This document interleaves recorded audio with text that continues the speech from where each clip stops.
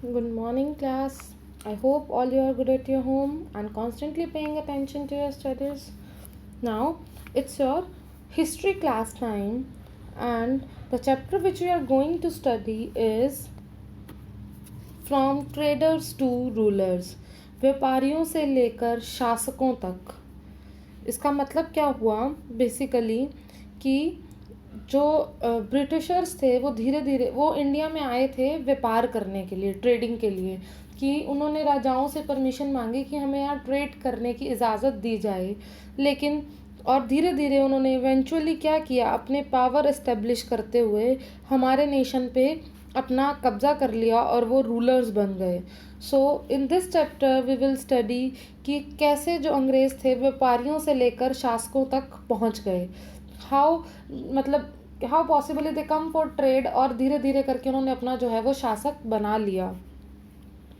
After Aurangzeb's death in 1707 the Mughal empire gradually declined.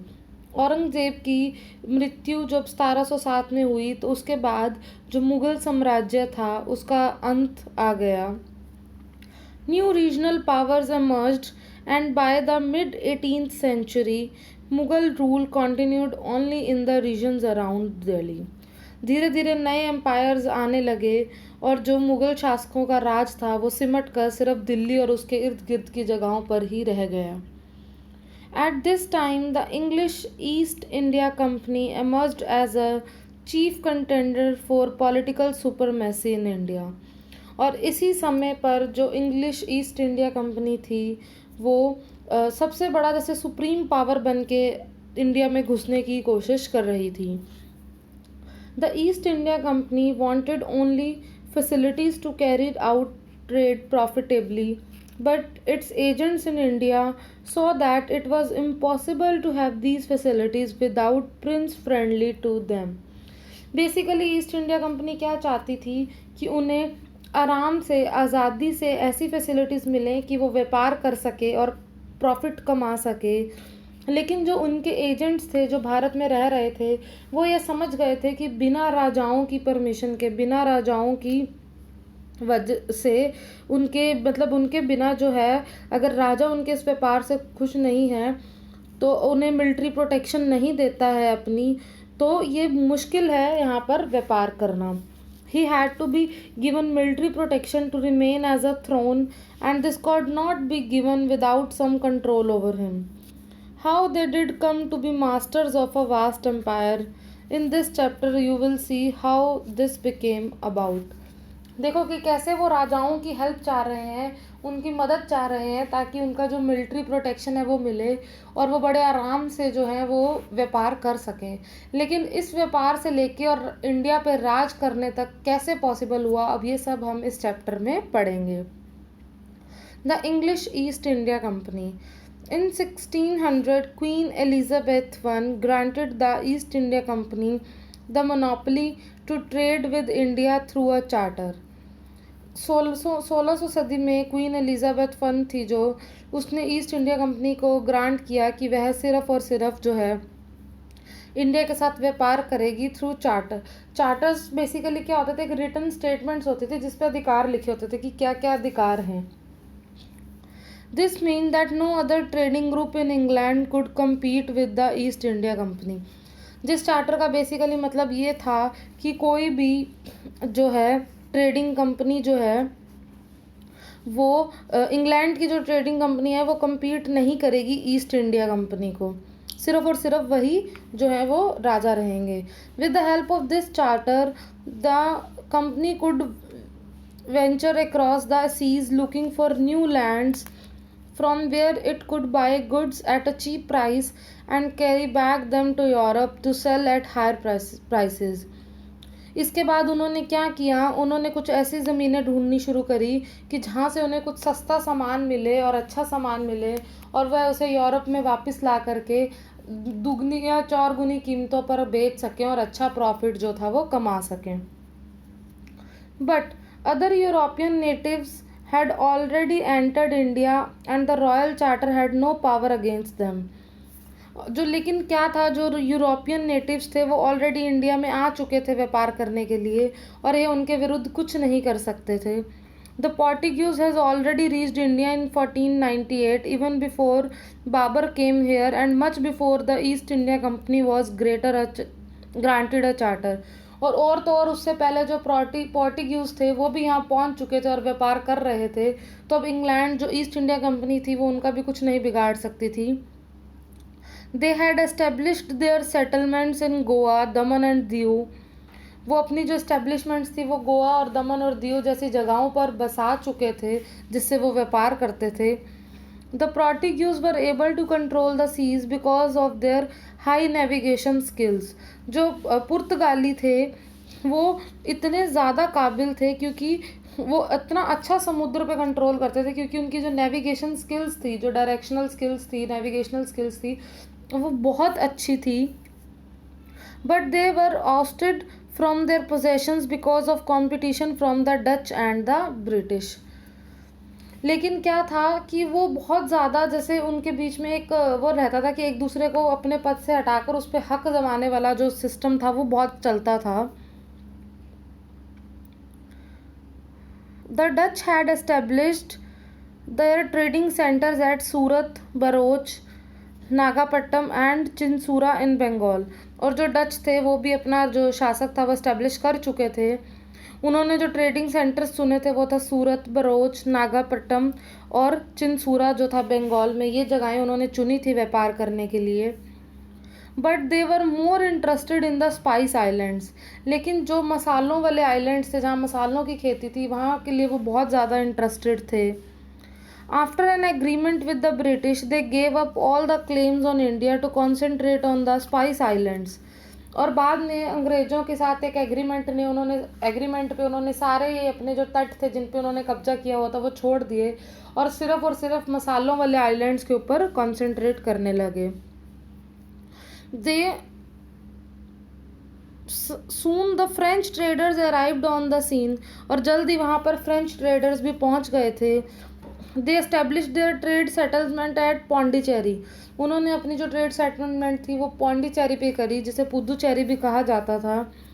माहे, Chandernagore, Karaikal, Dupleix, the governor general at Pondicherry, ये सारी जगहों पर उन्होंने किया. और ये भी कहा जाता है कि जो गवर्नर जनरल था पौंडीचेरी का उसने बहुत बड़ी भूमिका निभाई थी फ्रेंच पावर का इस्टेब्लिश होने में.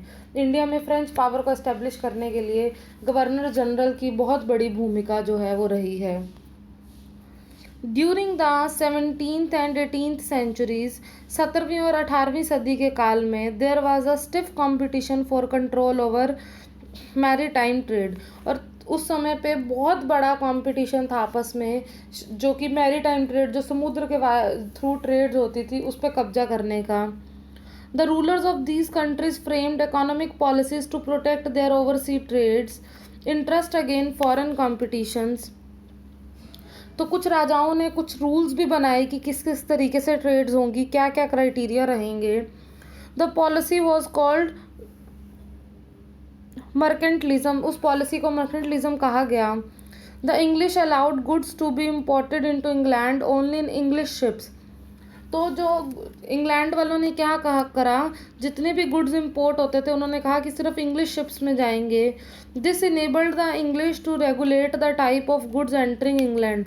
तो इस तरीके से उन्हें पता चलता था कि इंग्लैंड में किस तरह का जो गुड्स हैं वो पहुंच रहे हैं. Mercantilism led to intense rivalry among the countries. लेकिन जो ये फ्रेम्स बनाए गए थे रूल्स एंड रेगुलेशंस के, उसकी वजह से जो एक दूसरे के बीच में जो कंपटीशन था वो बहुत बढ़ गया था. It resulted in wars on lands and seas, जिसका नतीजा हुआ कि समुद्र और ज़मीन पे जो थे युद्ध होने लगे थे. In the 17th century, England, Holland and France were trade rivals in Europe. और 17वीं सदी में जो इंग्लैंड, हॉलैंड और फ्रांस थे वो सबसे ज़्यादा आपस में कंपटीशन था उनका यूरोप ट्रेडिंग के लिए. In India they competed with the Portuguese. और भारत में वो पुर्तगालियों से कम्पीट कर रहे थे. The English finally emerge victorious due to the supremacy at sea. लेकिन जो अंग्रेज़ थे उन्होंने ये सब जीत लिया क्योंकि वो अब समुद्र पे उनका सुप्रीम राज था. तो इस वजह से वो इस सब पे कब्जा कर पाए। The reason for rivalry was the first that all the companies wanted to buy the same commodities.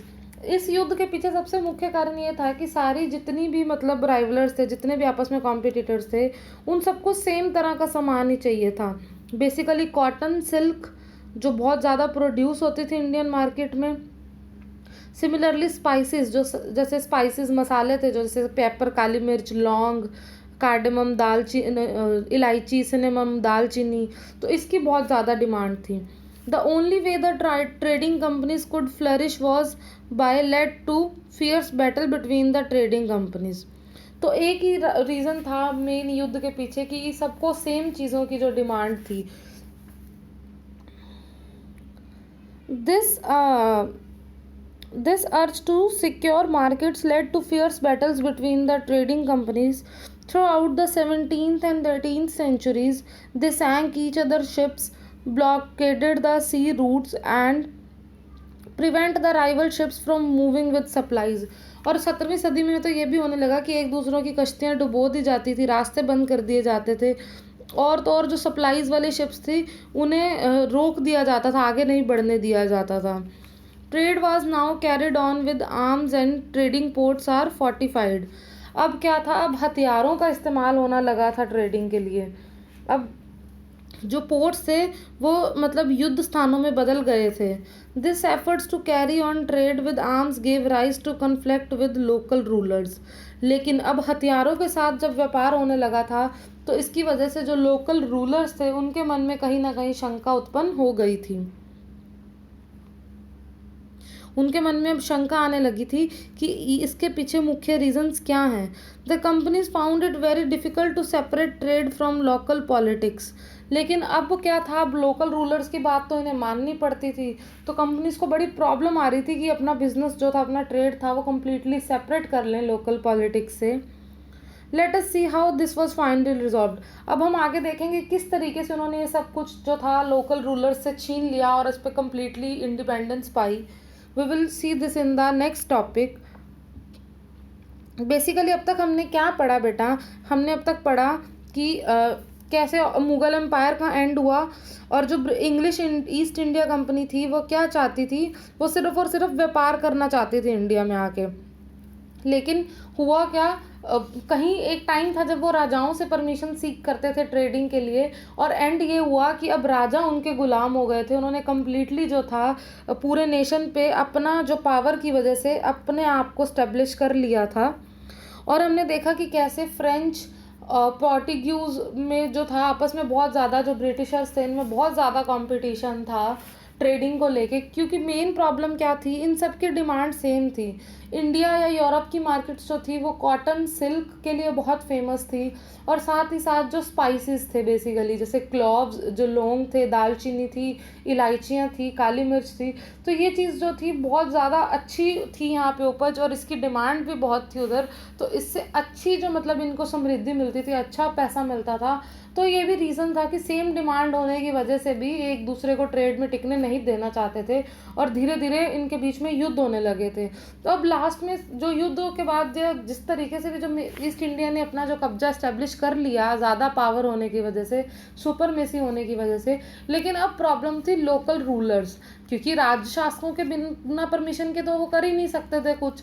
तो अब उन्होंने उन राज शासकों पर कैसे कब्जा पाया, this is our next topic. Firstly you have to understand कि क्या क्या था, कौन कौन से जो कंपनीज थी वो इस्टेब्लिश करना चाहती थी, कहाँ कहाँ उन्होंने अपने पोर्ट्स बनाए, क्या क्या किया। ओके।